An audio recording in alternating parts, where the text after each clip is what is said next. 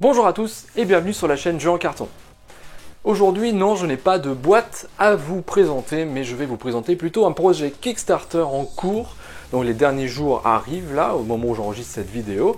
Ce projet, c'est Cyberpunk 2077, qui est donc édité par Simon. Qu'est-ce que c'est que Cyberpunk 2077? Eh bien tout d'abord, c'est un jeu de rôle qui est ensuite devenu un jeu vidéo édité par CD Projekt Red, sorti donc fin 2020. Dans ce jeu, vous incarnez un personnage qui s'appelle V, qui est donc un edge runner qui va donc parcourir la ville de Night City pour pouvoir remplir des contrats offerts par des fixeurs, proposés par des fixeurs, donc qui va lui permettre de gagner de l'argent, de gagner de la réputation, tout ça sur un fond d'histoire lié donc aux corporations qui prennent le pas sur les gens dans la ville de Night City. Voilà en résumé. Maintenant, ce jeu de société, lui, s'inspire de Cyberpunk, utilise donc sa licence évidemment, mais se détache de cette histoire liée avec ce personnage de V. Car dans Cyberpunk 2077, il n'est pas question d'une histoire où vous allez incarner un personnage, mais plutôt un contrôle de la ville de Night City par les gangs de rue. Vous avez plusieurs gangs, les Valentinos, les Tiger Claws, le Maelstrom, etc. Ces gangs, donc, vous allez pouvoir les incarner pour pouvoir donc tenter de conquérir certains territoires de la ville de Night City. Je vous montre donc dans cette vidéo tout ce qu'il faut savoir tout d'abord sur la campagne, le coût de revient évidemment d'un pledge de ce Cyberpunk 2077, et après cette partie-là, je vais vous présenter donc le jeu en lui-même, et à la fin, je vous parlerai de la partie solo. Je vous présente ça tout de suite. Et là voici donc cette campagne Kickstarter sur Cyberpunk 2077 Gangs of Night City, donc qui est édité par Simon ou Kmon, je sais pas comment vous le dites, qui sont connus notamment pour les Zombicides, les Marvel Zombies et autres Marvel United. Donc tout de suite on va déjà évoquer évidemment la polémique qu'il y avait eu vis-à-vis de Marvel Zombie, qui parlait donc qui était lié en fait au montant astronomique des frais de port. Et bien là c'est bis repetita pour Cyberpunk 2077. Hein. Donc là, attention, il y en a pour un sacré billet. Donc je préfère en parler tout de suite pour que vous le sachiez déjà. On a donc deux pledges. On a le pledge de base qui est le Edge Runner Pledge qui coûte $110, qui propose la boîte de base avec les stretch goals. Donc si vous ne connaissez pas comment fonctionne Kickstarter, en bref, vous avez plusieurs pledges qui sont plusieurs montants qui vous proposent des récompenses différentes en fonction évidemment du montant que vous allez mettre. Et vous avez donc, lorsque vous prenez un pledge, la plupart du temps vous avez accès aux stretch goals. Donc les stretch goals, c'est des choses qui vont se débloquer au fur et à mesure du montant investi par les backers, donc par nous. Et vous allez donc vous retrouver avec toute une liste de choses qui vont être indiquées normalement dans une section particulière de la page de la campagne. Donc là j'essaie de vous retrouver ça parce qu'il y a énormément évidemment de choses, hein, on a l'habitude avec eux. Voilà, là donc on arrive dans la partie stretch goal. Donc là on voit que on avait le single player mode, donc le mode solo. Ensuite à 105K on a débloqué un personnage, deux personnages. Il y a énormément de personnages, et c'est quasiment que ça d'ailleurs je crois. Parfois quelques histoires, parce que vous allez voir que ça va se jouer avec des histoires, mais à 99% ce sont des personnages que l'on va débloquer. Et donc vous avez ce premier pledge qui propose donc d'avoir la boîte de base qui est déjà pas mal touffue avec donc les stretch goals. Et en plus de ça, une figurine exclusive, un personnage exclusif de V, donc V qui est le personnage principal du jeu vidéo. Donc évidemment, si vous ne connaissez pas le jeu vidéo, vous avez peut-être entendu parler du jeu de rôle, parce qu'à l'origine c'est un jeu de rôle Cyberpunk 2077. Mais du coup le jeu vidéo est tiré du jeu de rôle, et donc il y avait eu également une polémique à la sortie du jeu vidéo, mais ça je vais pas y revenir, on n'est pas là pour ça, c'était juste une histoire de jeu pas terminé. Mais aujourd'hui c'est un très très bon jeu vidéo, et vous avez donc une interface, vous avez donc un background qui est très lié évidemment au Cyberpunk, l'univers ça s'appelle comme ça. Et donc tout l'essentiel de l'action se passe dans la grande ville de Night City, donc qui est une ville qui est rongée par les corporations qui sont les riches en gros, qui ont la main mise sur la ville, qui contrôlent absolument tout. Et en bas vous avez donc les gens, ceux qui se battent un peu pour pouvoir survivre. Et donc vous avez des personnages qui sont en gros des sortes de chasseurs de primes qui vont travailler pour des fixeurs, et ces fixeurs vont vont leur confier des missions pour pouvoir les accomplir. Voilà un peu le background très rapidement du jeu vidéo, et donc forcément je suis obligé de vous en parler parce que c'est tiré de ça. Donc on voit d'ailleurs qu'il a c'est estampillé CD Projekt Red, donc qui sont les développeurs de Cyberpunk. Et donc le jeu là en lui-même va se détacher de cette partie-là, donc on n'est pas sur l'histoire de V, donc qui est le personnage qu'on incarne dans le jeu vidéo, mais on est sur l'histoire entre guillemets de la ville, on est sur les gangs de Cyberpunk.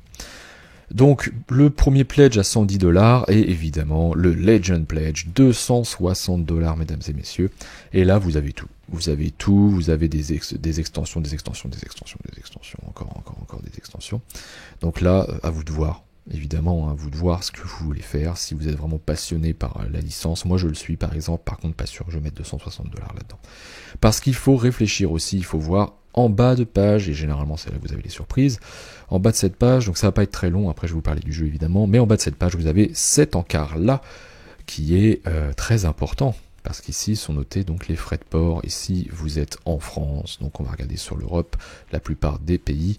Donc si sur un pledge de base on va basculer entre 50 et $65, ce qui est en gros le prix d'un jeu, d'un bon jeu, et entre 52 et $68 pour le Legend Pledge. Donc vous voyez, il faut faire très attention à ça.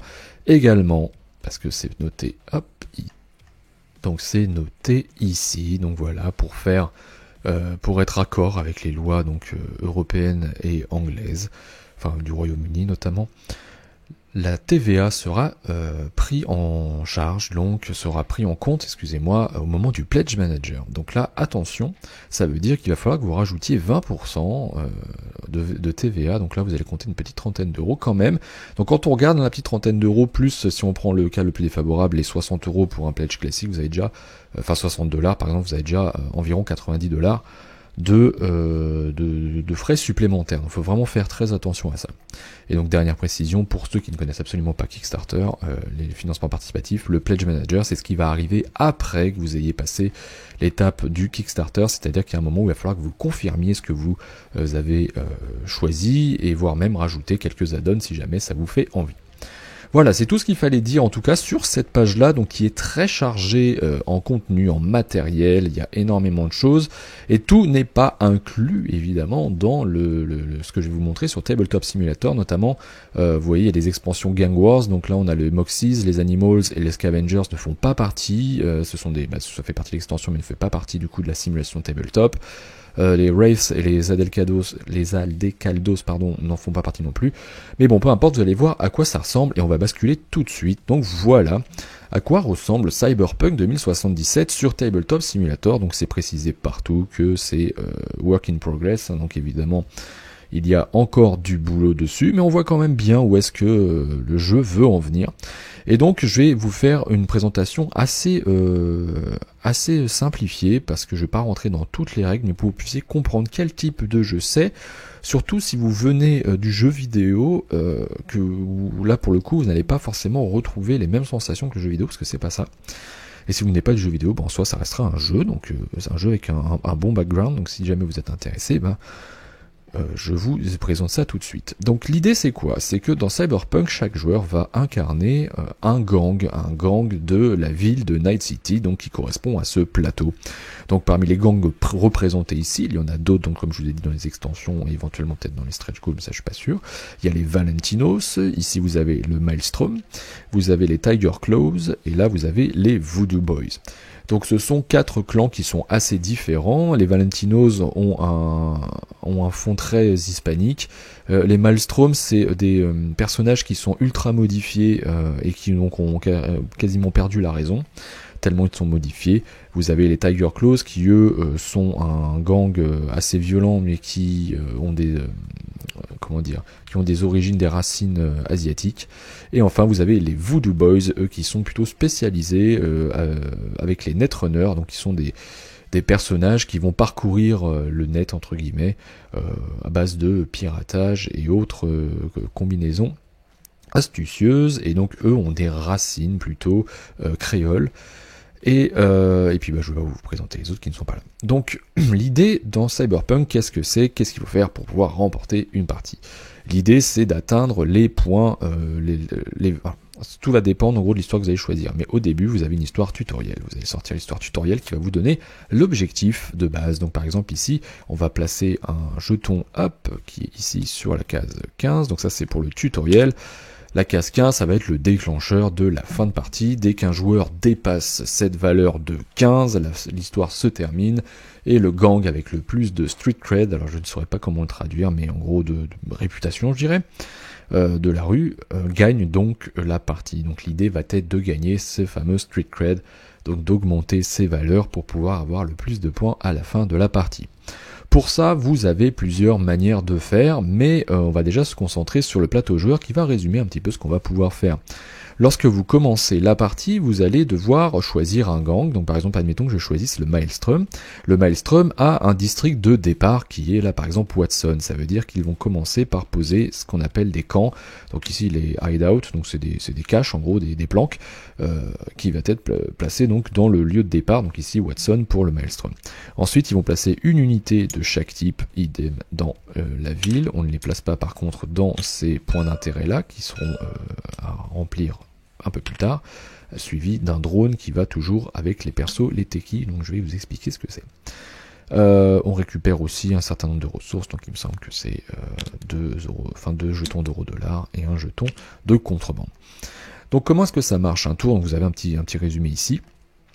Vous avez au début le choix entre activer, donc c'est-à-dire prendre un jeton du dessus et le mettre en dessous et réaliser l'action, ou alors reclaim, donc récupérer les jetons qui sont en dessous pour les replacer au-dessus, et ensuite récupérer des gains en fonction de votre domination ou présence sur la ville de Night City. Donc chacun de ces jetons représente une action, sauf le dernier qui représente l'action que vous souhaitez parmi les 5 autres. Ces actions vous permettent de vous déplacer un certain type de personnages, d'unités. Vous allez pouvoir construire des abris ou améliorer votre deck de combat, qui est un deck qui va vous permettre évidemment de combattre. Hop, on va choisir une couleur. Voilà, par exemple, voilà le deck de base. Donc vous avez 4 cartes de combat. Donc l'idée, c'est qu'à chaque tour, vous allez vous dire, bah moi je vais faire telle action, hop, je vais le placer là, je réalise l'action, je vais ensuite faire telle action, etc. Vous allez pouvoir utiliser maximum 2 disques d'action par tour, ensuite ça passera à votre voisin, et on tournera comme ça jusqu'à la fin de la partie. On va regarder déjà les unités qui sont disponibles. Donc vous avez 3 types d'unités, vous avez les solos, les techis et les netrunners. Les solos, en gros, c'est ceux que vous allez utiliser principalement pour le combat. Les techis, eux, vont vous permettre de pouvoir donc avoir un drone à disposition qui sert en gros pour asseoir votre présence et qui peut servir aussi de fusible au cas où vous fassiez attaquer. Il va falloir détruire des unités, donc vous allez pouvoir choisir de détruire un drone à la place de détruire une unité standard. Et les techis vont vous permettre, lorsque vous faites l'action de technologie comme ça, de pouvoir acheter des cartes, donc soit des cartes de d'Edge Runner, là j'ai perdu le mot, soit les cartes d'Edge Runner, donc qui sont des persos iconiques du jeu, ou alors des cartes ici de contrôle, qui sont des cartes d'opportunité, qui vont vous permettre d'avoir des bonus indiqués, donc directement sur les cartes. Voilà à quoi servent principalement les techis, ils peuvent aussi se battre évidemment, et vous avez les netrunners qui peuvent, en plus de se battre, pouvoir parcourir le net, donc le net ça va être cette échelle-là, et en gros vous allez descendre dans le net de plus en plus profondément pour gagner de plus en plus de bonus, grâce à vos netrunners. Et enfin donc qu'est-ce qu'on a d'autre? Ici on va pouvoir construire un abri supplémentaire, donc ça c'est important pour pouvoir asseoir une domination et pour pouvoir produire des unités. Et enfin ici vous allez pouvoir améliorer votre deck de combat. Donc lorsque vous allez vous retrouver, donc on va mettre en place par exemple un deuxième joueur, mettons qu'on mette en place les Valentinos ils sont à Haywood. Haywood c'est ici, hop, donc on se place comme ça, avec un drone c'est tout pareil, et une planque ici. Alors il y a deux faces sur le plateau, pardon, je ne l'ai pas précisé, il y a 2 faces sur le plateau, vous avez une face 4 joueurs qui est celle-ci d'ailleurs, et hop, on va passer sur la face 1 à 3 joueurs, donc qui est celle-là. Donc voilà, on a mis en place donc notre deuxième clan. Et donc voilà comment est-ce qu'on va fonctionner. Le but donc pour pouvoir gagner ces fameux points, il va falloir réaliser plusieurs choses. Donc soit il va falloir avoir de la domination ou de la présence minimum dans les quartiers pour une fois que vous allez faire la partie reclaim, récupérer ces fameux jetons là qui vous permettent donc de gagner des points supplémentaires sur votre jauge de réputation. Vous allez pouvoir faire des actions de Netrunner pour pouvoir courir en gros sur cet axe-là, donc de haut en bas, et gagner les points indiqués, et vous allez pouvoir, hop, j'ai perdu mes cartes qui étaient en dessous, et vous allez pouvoir donc récupérer des cartes d'Edge Runner ou de ces cartes-là d'opportunité pour aussi gagner des bonus et vous faire avancer. Donc si on prend par exemple une action standard, allez admettons qu'on parte sur cette action-là, l'action solo, donc vous avez un résumé des actions solo units, donc qui concerne les unités, les solo units. On va pouvoir donc hop déplacer ces solo units. Par exemple, je peux me dire tiens, celui-là je vais le déplacer d'une case adjacente ou le faire rentrer dans un point d'intérêt. Donc par exemple, je peux me dire hop, je vais ici et je le mets dans le point d'intérêt. Je peux faire ça par exemple, et ensuite si jamais il y avait d'autres unités, je pourrais déclencher un combat à ce moment-là. Voilà ce qu'on peut faire, donc vous pouvez déplacer toutes vos unités solo de cette manière-là. Si vous faites l'action ici, qui est l'action donc Techie Units, vous allez pouvoir déplacer vos Techie, donc qui sont ces personnages-là, vous allez pouvoir les déplacer, par exemple faire de la même chose, et déplacer le drone également, le drone vous pouvez l'emmener ailleurs aussi. Et ensuite, une fois que vous avez fait ça, vous allez pouvoir faire la partie saisir une opportunité ou engager un Edge Runner, qui va dépendre des points d'intérêt que vous contrôlez. Par exemple ici, je contrôle un point gris, là, qui est une sorte de magasin. Ça va me permettre, si je contrôle ça, de récupérer une carte opportunité en payant le coût indiqué à côté, qui correspond ici à des jetons de contrebande. Ces cartes-là, par exemple, quand vous allez les acheter, il va y avoir noté une condition. Par exemple, là, il faut être présent soit dans le centre-ville, soit à Westbrook. Donc par exemple, moi je suis à Westbrook, je peux tout à fait me dire j'achète ça, je gagne un point de réputation pour chacune de ces cartes que j'ai, donc là c'est la première, donc je gagnerai qu'un point, et ensuite je peux remplacer une carte d'opportunité du marché, donc celles qui sont révélées, la mettre en dessous du deck et la remplacer par une autre, ce que je pourrais faire exactement. Ou alors si jamais vous avez un point d'intérêt qui est celui-ci, donc les jaunes, ce qui vous permet ça va vous permettre d'embaucher des Edge Runners, Donc par exemple si je veux Jackie Wells ici, lui son intérêt quand vous l'avez, c'est que lorsque vous initiez vous-même un combat, il va rajouter un point de combat lors de la phase de comparaison des points de combat. Donc admettons que je souhaite l'embaucher, admettons que j'ai les conditions, je paye 1€, ok, je peux récupérer sa figurine parce que les Edge Runners ont leur figurine, donc là on a hop Jackie Wells qui est ici. Donc évidemment elles sont pas très fines les figurines, hein. D'ailleurs ça avait été précisé par Simon, ils ont été obligés de downgrader un peu le truc parce que ça chargeait, enfin c'est trop compliqué, il y avait trop de polygones, du coup le simulateur il partait en sucette. Et donc en gros celui-ci vous allez devoir le placer à un endroit où vous avez une planque. Donc par exemple j'ai une planque ici, je vais le placer ici, et évidemment vous avez un petit socle de couleur, alors là hop on le colorise comme on peut, voilà, hop là, donc là il est la même couleur que moi, normalement vous avez un socle pour le colorer. Donc voilà comment est-ce que vous allez pouvoir embaucher des Edge Runners de cette manière-là. Donc les actions des Techie, on les a vues, vous avez les actions des Netrunners. Dans les actions des Netrunners, vous allez déjà pouvoir, si vous avez un point d'intérêt comme ça, vous allez pouvoir récupérer un jeton qui est un secret de corporation, qui est en gros un joker qui peut être utilisé en contrebande ou en €. Et ensuite, vous allez avancer sur cette échelle du net en fonction du nombre de Edge Runners que vous avez. Donc maximum, si vous avez 3 Edge Runners, vous pouvez avancer 3 cases, ou de 2 ou de 1. Là je n'ai qu'un seul Edge Runner, donc je vais prendre hop mon marqueur du Maelstrom, j'avance d'une case et je gagne un point là-dessus, donc hop je gagne un point. Par contre attention, il y a 3 étapes ici qui vous forcent à lancer les dés. Donc c'est pareil, les dés c'est pas la version définitive, hein, c'est bien précisé aussi. Vous lancez les dés et le but c'est de faire plus que ce qui est indiqué sur la valeur. Sur la valeur du plateau, par exemple, il faut que je fasse plus que 4 avec 2 dés. Normalement, ça va. Et si jamais j'échoue, bah, par exemple, il faut que je sorte kick all friendly units out of every data fortress.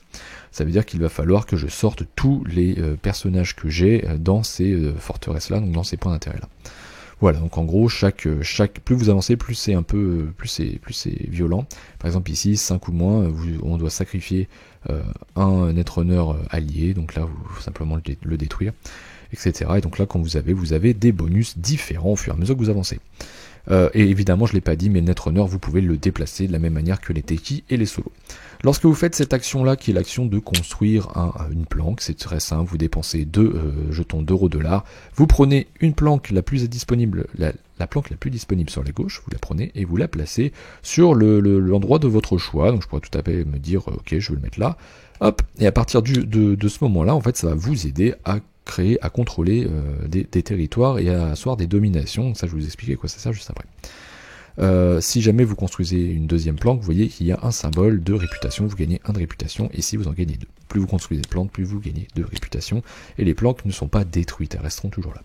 Cette action-là va vous permettre d'améliorer vos cartes de combat. Donc dans ce cas-là, ce que vous faites, vous piochez 2 cartes de combat, vous en remettez une qui ne vous intéresse pas, hop, sous le paquet, et ensuite vous allez remplacer, vous allez devoir jeter parmi les 5 cartes, une carte que vous avez définitivement, vous la sortez de la boîte, enfin vous la remettez dans la boîte, hop, vous la mettez de côté, et là vous avez fait votre action.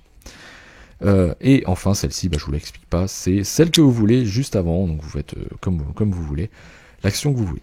Certains clans ont des pouvoirs particuliers, donc par exemple ici, l'action d'upgrade, normalement je pioche 2 cartes dans la règle, grâce au Maelstrom, je peux en piocher 3 et en choisir une parmi les 3. Ici, à chaque fois que je fais une upgrade, je peux augmenter de 1 ce marqueur de rage, donc c'est pas quelque chose qu'ont les autres, et les autres ont des pouvoirs différents, chaque clan est est un peu asymétrique, dans ce sens-là en tout cas. Et voilà, donc on va voir maintenant la partie, la dernière partie, après on verra le combat, la partie reclaim, parce qu'évidemment au bout d'un moment vous pouvez plus faire d'action, parce que vous avez plus de jetons, donc il va falloir reclaim, donc on va suivre la partie qui est indiquée en dessous, donc tous les jetons on va les placer en fait au-dessus, on va les remettre à leur place, et ensuite on va gagner 1 par présence, et une récompense par présence, et toutes les récompenses pour chaque domination. Petit exemple, on va se dire que ici, peu importe en soi, on va venir, même s'il y a un personnage, allez, admettons qu'il y a un personnage ici. Admettons qu'il y a un personnage ici, même pas ici, on va dire que je me suis mis là. Par exemple. Voilà, ici, j'ai une présence, mais je n'ai pas la domination, parce que pour avoir la domination, il faut avoir plus d'unités que notre adversaire, et en plus posséder une planque, ce que je n'ai pas. Donc là, lorsque j'ai reclaim, donc lorsque j'ai remonté tout ça, j'ai déclenché la partie récompense des quartiers. Ici, donc comme j'ai qu'une présence, j'ai le choix entre l'une des 2 icônes. Bon là ça tombe bien, c'est la même icône, donc je vais gagner 1 $, plutôt que 2. Alors que si j'ai une domination, comme c'est le cas ici, parce que j'ai plus d'unités que mon adversaire, et en plus j'ai la planque, je vais gagner tout ce qui est indiqué ici. Donc ici je gagne un jeton de contrebande et 1 $.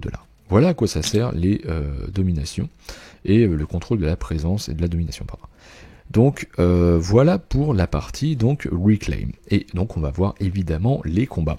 Donc les combats, on ne fonctionne pas sur un jeu de stratégie classique comme on pourrait connaître dans, je sais pas quel exemple vous donner, par exemple comme dans Risk, où c'est pas plus vous avez d'unités, plus vous avez de chances de l'emporter. C'est pas comme ça que ça fonctionne. Lorsque vous allez vous battre, lorsque vous allez lancer un combat, il va falloir que vous choisissiez face cachée une carte combat. Donc vous allez la prendre et la placer face cachée. Ces cartes, elles ont des symboles ici de puissance. Plus vous avez de points de puissance, plus vous avez de chances de gagner, parce que l'idée c'est d'avoir le plus de points de puissance que son adversaire. Et en dessous, vous avez une condition de réputation. Vous gagnez, par exemple ici, 1 point de réputation si vous n'avez pas perdu d'unité. Évidemment, le jeu il est en anglais, mais il sera traduit en français, n'ayez crainte. Et admettons que notre adversaire, par exemple, ait joué cette carte-là, donc on les révèle en même temps. Qu'est-ce qui se passe? Ok, j'ai réussi, j'ai plus de points que mon adversaire. J'avais attaqué ici, donc mon adversaire va choisir de lui-même quelle unité veut détruire. Donc on va dire, pardon, qu'il veut détruire un drone, parce que lui, bon bah le drone, voilà, le drone, c'est le truc, comme je dis, c'est un peu le fusible. Ok, qu'est-ce qu'on regarde? Je n'ai pas perdu une unité, très bien, donc je gagne 1 point ici, parfait. Mon adversaire a le même choix aussi. Si un adversaire a perdu une unité non drone, bah dans ce cas-là, il aurait pu remporter 1 point, mais là, c'est pas le cas. Parce que vous avez la possibilité de faire des combats à plusieurs. Si vous déclenchez un combat et qu'il y a plusieurs clans, plus que 2 clans, vous avez aussi également un combat et chacun va jouer sa petite carte. Et donc, c'est celui qui aura le plus de symboles, donc de pistolets comme ça, combinés, parce que vous avez aussi des effets casualties, des choses comme ça qui sont ajoutées, qui peuvent vous permettre d'avoir plus de points. Celui qui a le plus de points, donc lui, ne va pas perdre d'unité, tandis que les autres vont perdre chacun une unité, et puis ensuite on déclenchera tous ces effets-là.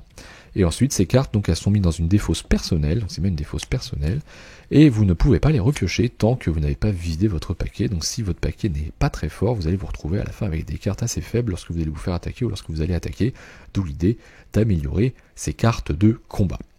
Donc voilà comment fonctionne ce Cyberpunk 2077, en tout cas jusque-là. Je ne sais pas s'il y a dans l'idée de faire énormément de changements vis-à-vis de ça. Donc c'est un jeu qui se joue de 1 à 4 joueurs, parce qu'on va voir ensuite la partie solo. Donc ça vous permettra de voir si en solo ça vaut le coup pour vous. Et si on revient donc, parce que là j'ai joué la carte tutoriel, vous avez plusieurs types d'histoires. Par exemple, une histoire d'introduction, vous allez placer, hop, histoire d'introduction, vous lisez, par exemple on dit, ok, révélez l'acte 1, très bien, on révèle l'acte 1, qu'est-ce que c'est l'acte 1, c'est ça. Qu'est-ce que dit l'acte 1, on va lire dessus ce qui va se passer. Et hop, on le retourne, qu'est-ce qui se passe, on nous donne des conditions, placer tel jeton sur l'étape rouge, la première étape rouge du net, et également sur le marqueur 7 de la piste de réputation. Si un joueur dépasse ce marqueur du net, il le prend et il gagne de réputation en plus des récompenses classiques. Et ensuite on retire le sablier et on révèle l'acte 2, etc. Donc vous avez une sorte de poursuite, en gros une sorte de narration qui se fait suivant le paquet histoire que vous allez jouer. Donc évidemment la partie classique que je vous ai montré donc en tutoriel, c'est juste histoire d'avoir les bases du jeu pour pouvoir voir comment est-ce que ça fonctionne, de se déplacer, comment est-ce qu'on combat, comment est-ce qu'on tente de remporter une partie donc de Cyberpunk 2077. Voilà, donc maintenant je vais vous montrer ce qu'est le jeu Cyberpunk 2077 en solo. Donc nous voici avec la mise en place faite pour du solo. Alors qu'est-ce qu'on rajoute en gros en solo? Donc en solo vous allez avoir un personnage solo supplémentaire, donc qui va être entre Johnny Silverhand, vous avez et les deux personnages de V, donc le V homme et le V femme. Et donc vous allez pouvoir, lorsque vous allez choisir le personnage, vous allez devoir prendre la figurine correspondante et la placer au centre-ville dans le point d'intérêt. Donc là c'est ce que j'ai fait, j'ai choisi Johnny Silverhand, je l'ai placé ici. On retire quelques cartes Edge Runner, donc il y a la carte de Takemura, la carte Silverhand et les deux cartes de V. Donc ces cartes là sont retirées du paquet Edge Runner, on peut pas les recruter. Et en plus de ça, vous avez donc une aide de jeu qui vous rappelle un petit peu ce que va faire le joueur solo. Enfin, pas le joueur solo, pardon, mais cet adversaire-là, parce qu'en soi, il y aura 3 adversaires. Vous avez un deck ici de districts random, donc qui vous permet de choisir au hasard parmi les 6 districts, ce qui permettra de déterminer qui joue où.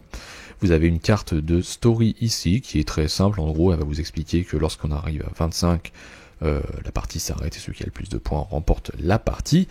Et également à la fin des tours de chacun, que ce soit du joueur solo ou que ce soit des autres, soit du Edge Runner, donc Johnny Silverhand, soit là, j'ai pris l'autre clan, j'ai pris les Valentinos. À la fin de chacun de leurs tours, il va falloir remplir la bibliothèque, donc le marché des cartes opportunités, des cartes Edge Runner.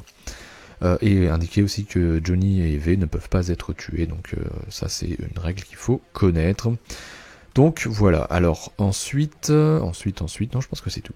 Donc parmi le gang adverse, qui est un gang adverse en plus de Johnny Silverhand, donc ils sont bien dissociés, les deux sont bien dissociés. On fait la mise en place classique d'un joueur, hormis que le techie va se retrouver directement sur le point d'intérêt. Donc voilà.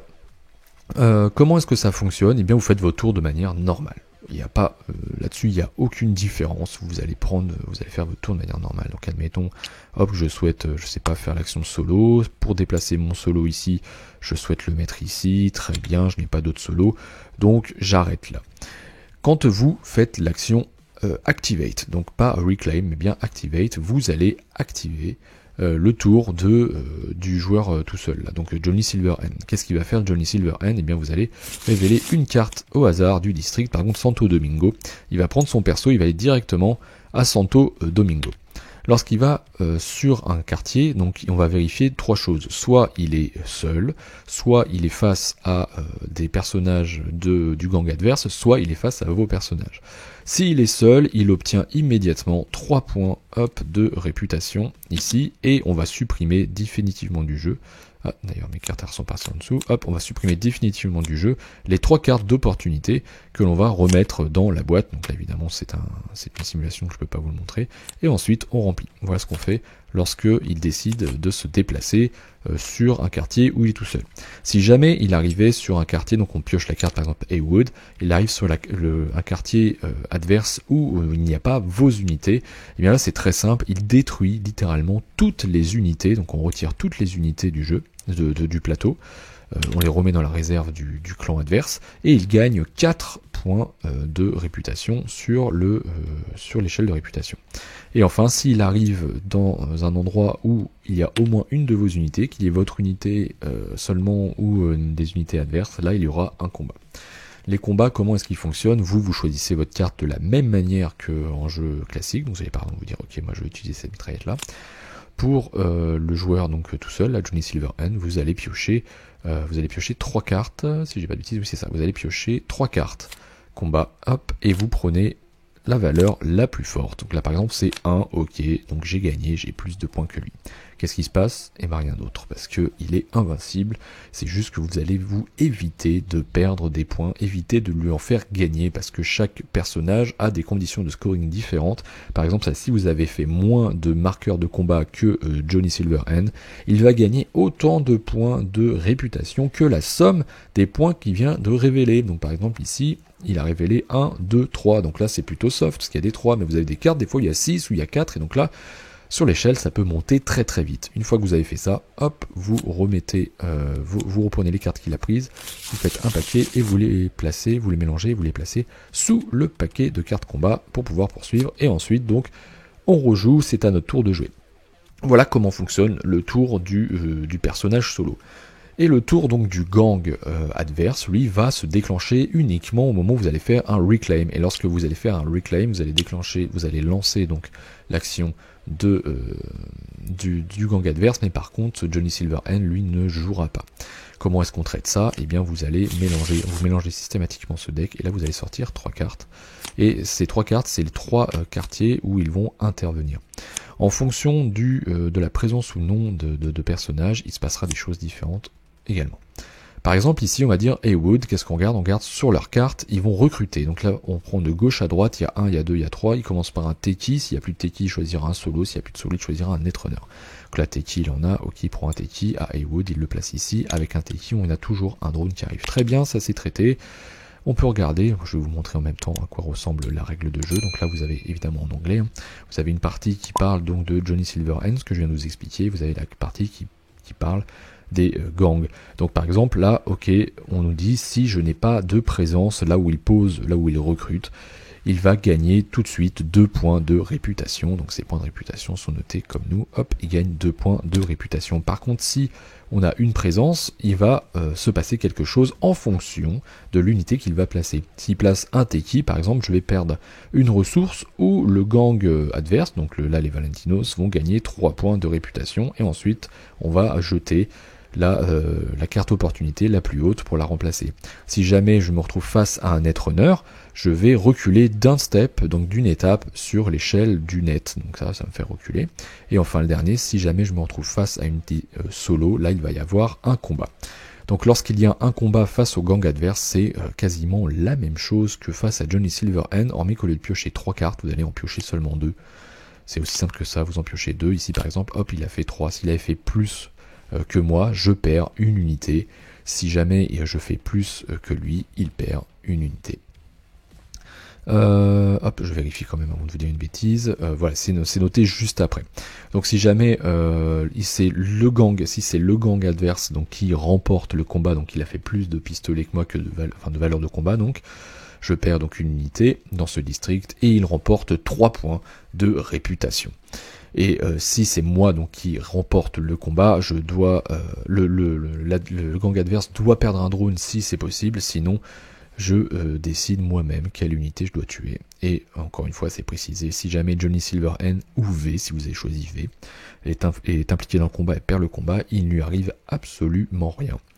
Et donc le but, ça va être de poursuivre cette partie jusqu'à ce que l'un des 3 protagonistes atteigne la valeur de 25, et alors à ce moment-là, on vérifiera qui aura le plus de points, et à ce moment-là, donc on déterminera le vainqueur.